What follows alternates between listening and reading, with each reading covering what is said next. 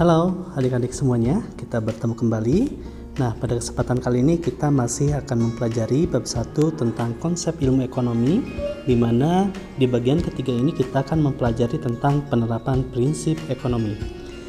Nah, baik anak-anak sekalian. Kalau kita perhatikan gambar berikut ini ya, sedang apakah gambar yang ditunjukkan oleh kedua gambar ini? Oke, benar sekali.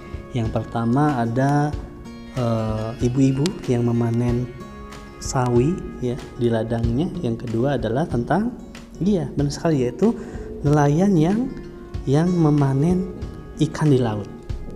Nah, kalau kita perhatikan kedua hal ini merupakan benar sekali kegiatan ekonomi, di mana kegiatan ekonomi ini yang dilakukan baik oleh petani maupun oleh nelayan adalah dalam rangka mencukupi kebutuhan hidup. Nah, kita sadari bahwa manusia memiliki banyak kebutuhan akan barang dan jasa dalam kehidupannya. Nah, tentunya dalam memanfaatkan sumber daya alam tersebut, manusia harus berlandaskan pada prinsip ekonomi. Baik, anak-anak sekalian. Nah, dalam penerapan prinsip ekonomi ini ada 3 hal yang harus kita perhatikan. Di antaranya adalah pertama, tindakan ekonomi, kedua, motif ekonomi masyarakat, dan yang ketiga adalah prinsip ekonomi. Baik, yang pertama kita akan pelajari adalah tindakan ekonomi. Apa yang kalian pikirkan tentang tindakan ekonomi? Ya, benar, seperti gambar di samping adalah nelayan mencari ikan di lautan yang tujuannya adalah mencukupi kebutuhan hidup. Nah, jadi secara singkatnya, tindakan ekonomi adalah setiap kegiatan yang dilakukan oleh manusia dalam rangka mencukupi kebutuhan hidup, itulah tindakan ekonomi. Mari kita bahas lebih jauh tentang tindakan ekonomi, bahwa tindakan ekonomi ini terbagi 2 macam. Ada yang disebut dengan tindakan rasional, dan yang kedua adalah tindakan irasional. Tindakan rasional adalah setiap tindakan manusia yang dilandasi atas dasar pemilihan yang baik. Artinya dengan pengorbanan yang maksimal untuk mendapatkan keuntungan yang memuaskan, yang maksimal juga gitu. Itu yang termasuk tindakan rasional. Nah, lalu yang kedua adalah tindakan yang irasional. Nah, di mana tindakan ekonomi irasional ini adalah setiap tindakan manusia di mana menurut pikiran akan menguntungkan, tetapi dalam kenyataannya justru merugikan. Baik, untuk memperjelas daripada tindakan ekonomi ini, kita akan studi kasus dalam sebuah contoh. Oke, contohnya adalah Pak Iip berencana meminjam uang ke bank untuk membeli mobil baru setelah melihat pameran mobil terbaru di Semarang. Padahal Pak Iip sudah memiliki mobil dan masih layak pakai. Oke, dari ilustrasi contoh pertama, itu termasuk ke dalam tindakan rasional atau irasional. Kebetulan di sini tindakan rasional ditandakan dengan huruf biru, sedangkan yang irasional dengan huruf merah. Berarti yang manakah? Huruf yang biru atau huruf merah? Iya, benar sekali. Ternyata yang dilakukan oleh Pak Iip adalah tindakan yang irasional. Kenapa? Karena Pak Iip masih memiliki mobil yang layak pakai. Lalu kenapa harus membeli mobil yang baru? Nah, sedangkan kita ketahui ketika kita memiliki mobil yang baru belum tentu digunakan juga, terus setiap tahunnya harus dikenakan pajak. Selain itu adalah ada biaya perawatan, barangkali kena hujan, kena panas, bahkan mungkin ada hewan seperti tikus yang merusak kabel-kabel jaringan di mobil, sehingga ya secara tindakan ekonomi itu adalah tindakan yang irasional, di mana kita berpikirnya adalah menguntungkan tetapi justru merugikan. Lalu contoh yang kedua, kita perhatikan. Bu Ani biasa menggunakan minyak tanah untuk memasak. Setelah mengetahui penggunaan gas LPG lebih hemat, Bu Ani beralih menggunakan gas LPG untuk memasak. Nah, contoh kedua ini termasuk tindakan apa? Iya, benar sekali, yaitu tindakan yang rasional. Dimana kalau ya di zaman sekarang ini kita cari minyak tanah, apalagi daerah perkotaan mungkin agak sedikit susah. Sedangkan gas LPG itu bisa ditemukan di mana-mana, mulai dari yang 3 kilo warna hijau, ada yang 5 kilo warna pink, atau blue gas yang 10 kilo warna biru. Nah, itu lebih lama penggunaannya ya daripada minyak tanah. Minyak tanah mungkin 1 hari 2 hari, ketika minyaknya habis harus beli lagi, melakukan pengorbanan lagi dari tenaga, materi dan sebagainya. Sedangkan dengan penggunaan gas ya bisa jadi yang 3 minggu, yang 3 kg itu bisa bertahan 2 minggu ya, atau mungkin 1 bulan kalau pemakaiannya intensitasnya tidak terlalu sering. Nah, artinya di sini Bu Ani sangat efektif sekali atau rasional sekali dalam melakukan tindakannya, sehingga bisa menghemat daripada tenaga dan biaya.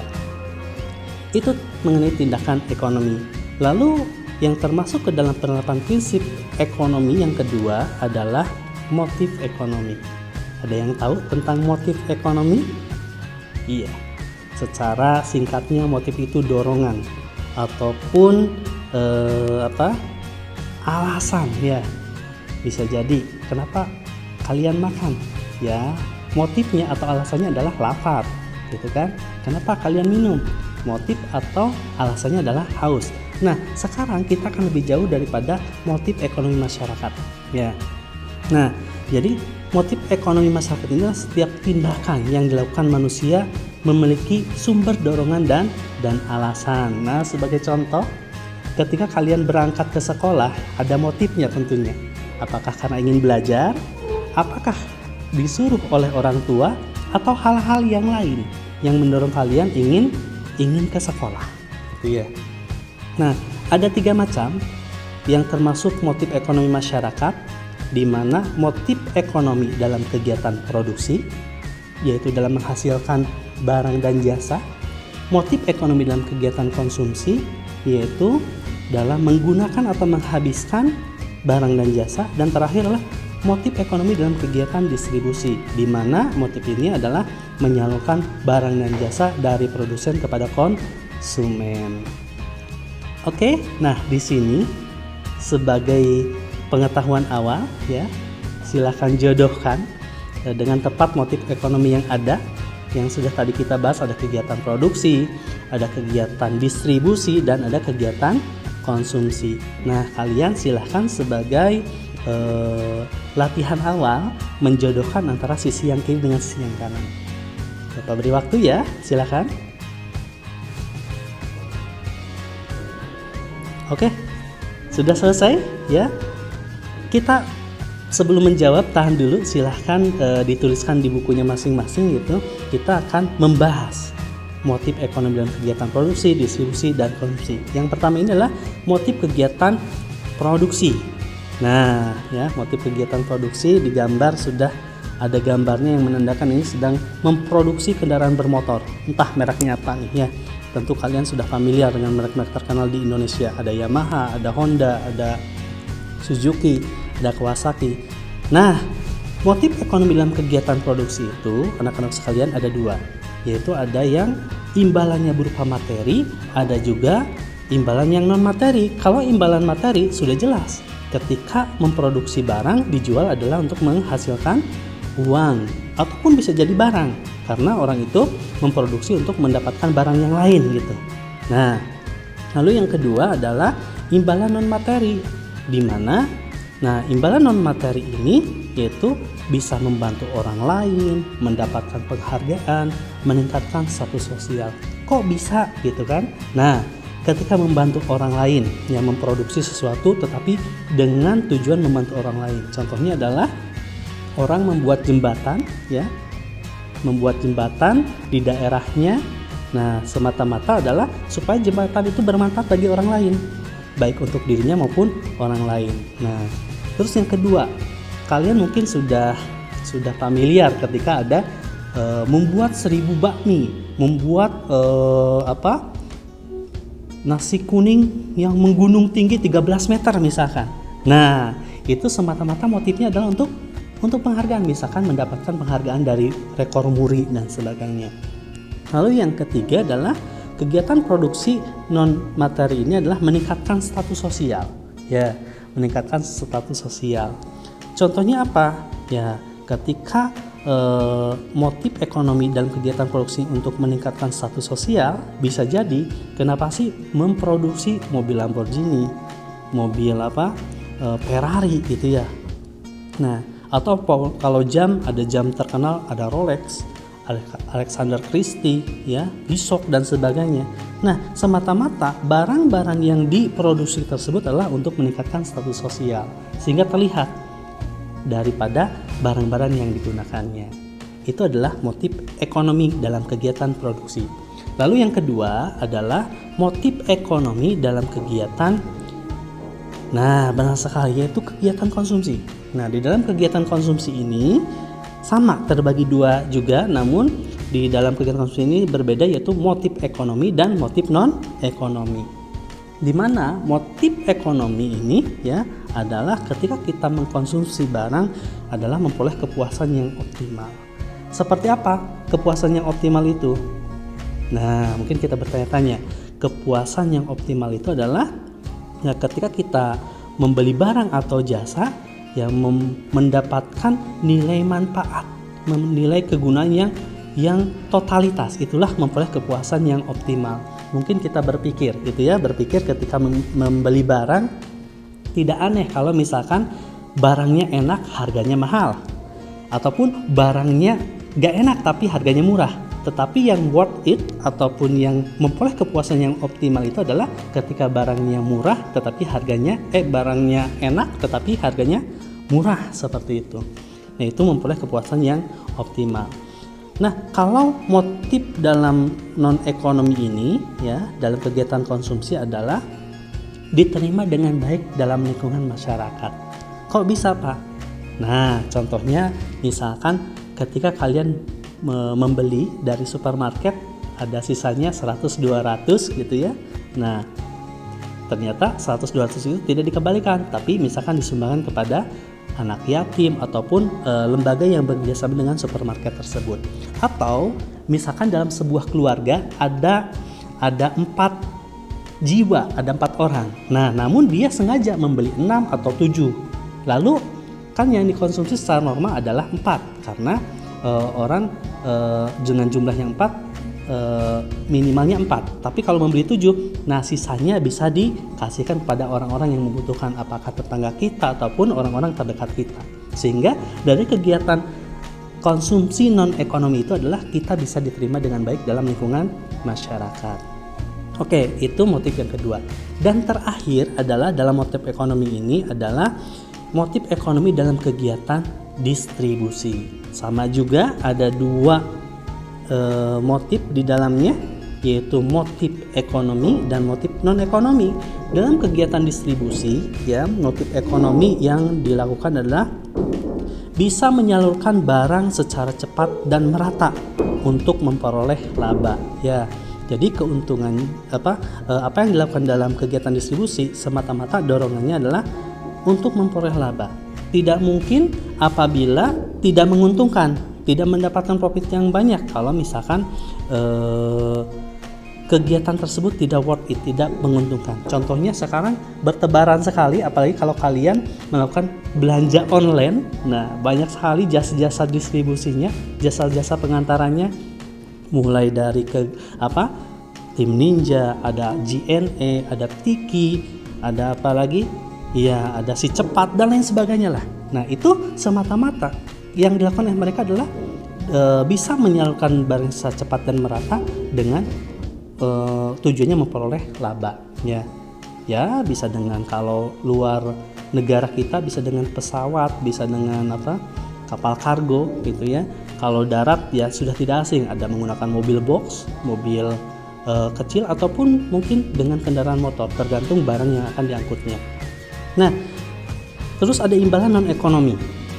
Imbalan non-ekonomi ini yang bisa didapatkan adalah melayani anggota untuk mencapai kepuasan tertentu. Nah, kegiatan distribusi, tapi ini bukan profit nih, bukan laba yang diincar, yaitu melayani anggota untuk mencapai kepuasan tertentu.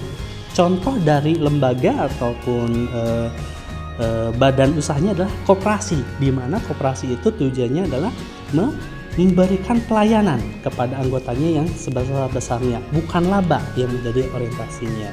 Oke, dari penjelasan tadi motif ekonomi dalam kegiatan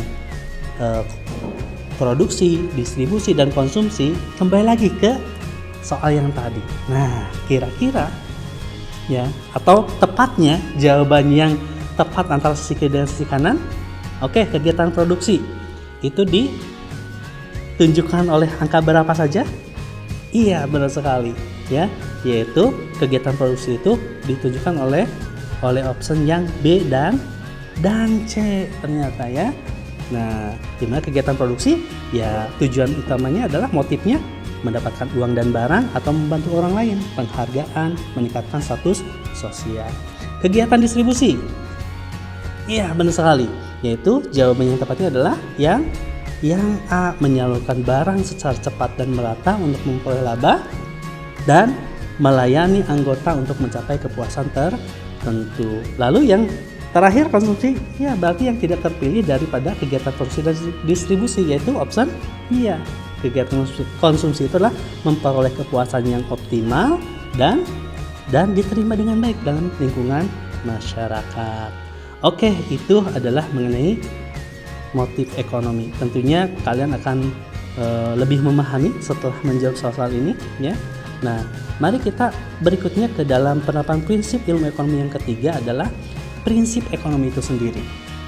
Nah, jadi mungkin kalian banyak ditanya, kalian punya prinsip enggak sih? Nah, punya apa? Landasan enggak sih? Punya pedoman enggak? Nah, itulah prinsip ekonomi.